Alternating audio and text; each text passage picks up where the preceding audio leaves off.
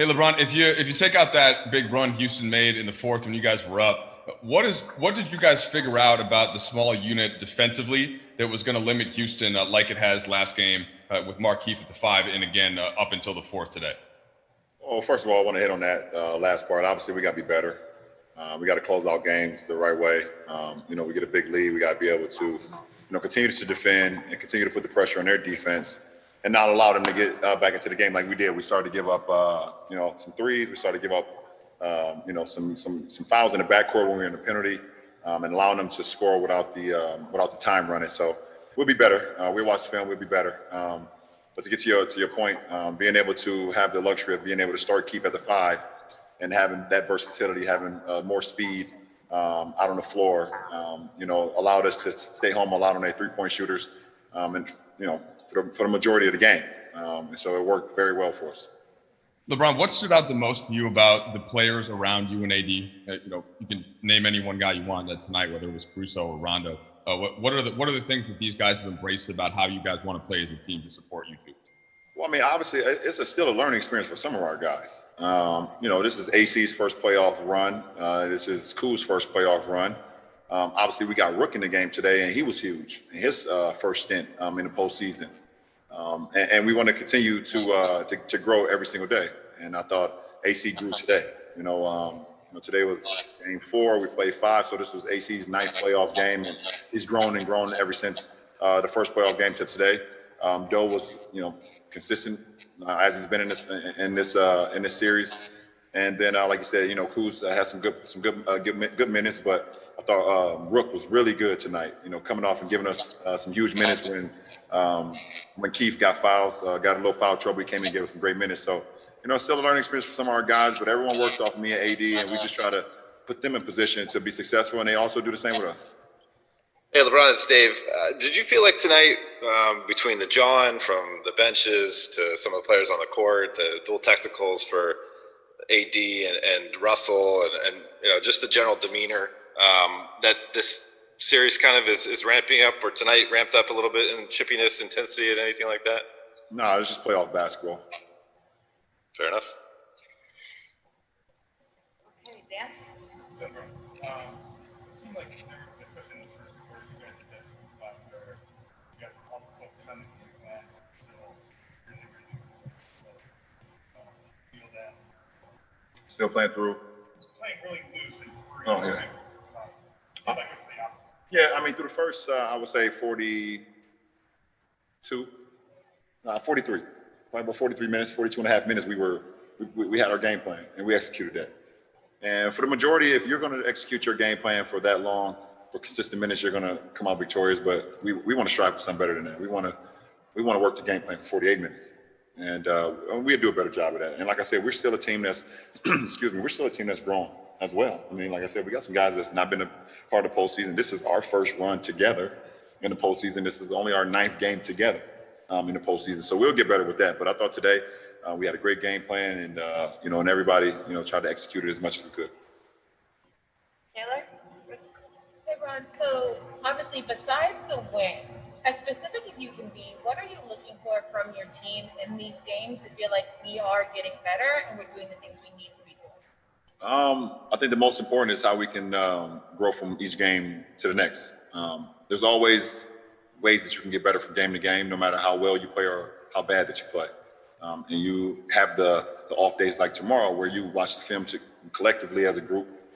We see, okay, where we were good, we see where we're not so good and where we were bad, and how we can get better from that. I think having that growth mindset, being able to learn and grow from the wins is just probably is even more important than learning from the losses. So I think that's just huge for us, especially like a day like tomorrow.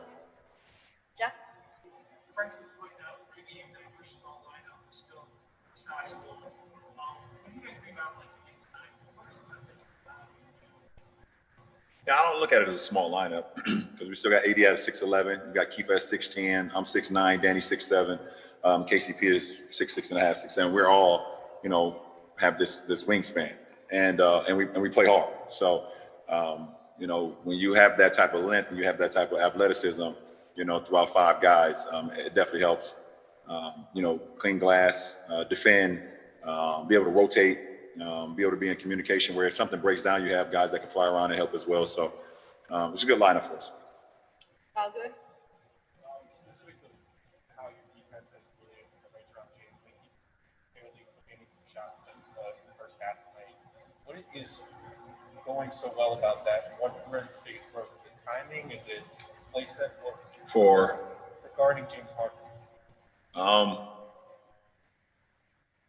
James is probably one of the best offensive players that we've ever seen in this league. And you can, I mean, he had 20 free throw attempts. And we're trying to not put him to the free throw line.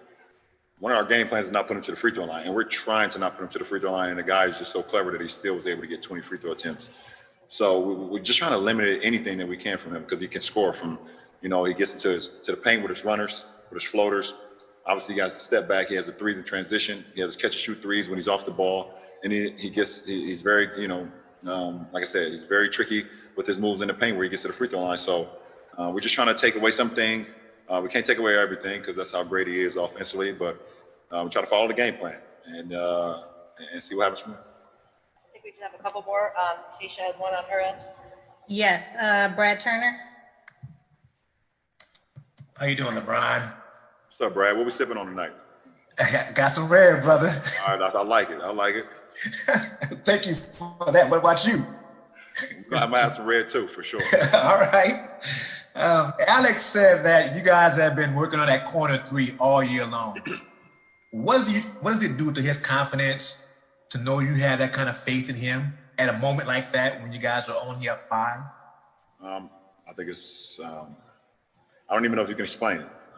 The fact that we have so much confidence in AC, a guy that, played a lot of his time, in the G League, before, pretty much before this year. I mean, last year he got caught up a couple times, but, a lot of his majority of the time was in the G League. And for him now to be in this position, be on this platform where he's playing meaningful, big time minutes in the postseason for a team that's, compete for a championship.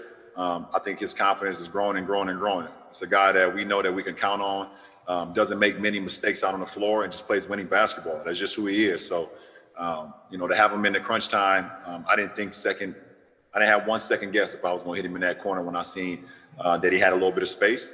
And he knows that I have the confidence in him to knock it down, and he shot it and made it. So it wasn't a surprise to any of us. Thank you. Get that red. Oh, for sure. And last question, Kathy.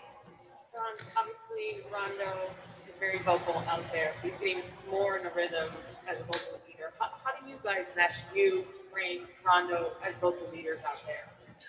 Well, you can't have too many, especially in the postseason. You can't have too many vocal leaders, guys that can, like I said after the last game, guys that can do things on the fly. And to be able to have a guy like Rondo and myself, and then coach at the helm, being able to kind of have these minds within the game, it works well for our team. And we know what Doe's capable of, both as a player, but also as a mind. And I know the guys know what I'm capable of as well. And we know what coach is capable of. So to be able to have that sense of calm, not only on the floor, but when one of us on the bench, and then when you go into the game, you're walking past coach and know he has that sense of calm too. It's great for our ball club, and hopefully we can just continue that. Great. Thanks, Ron.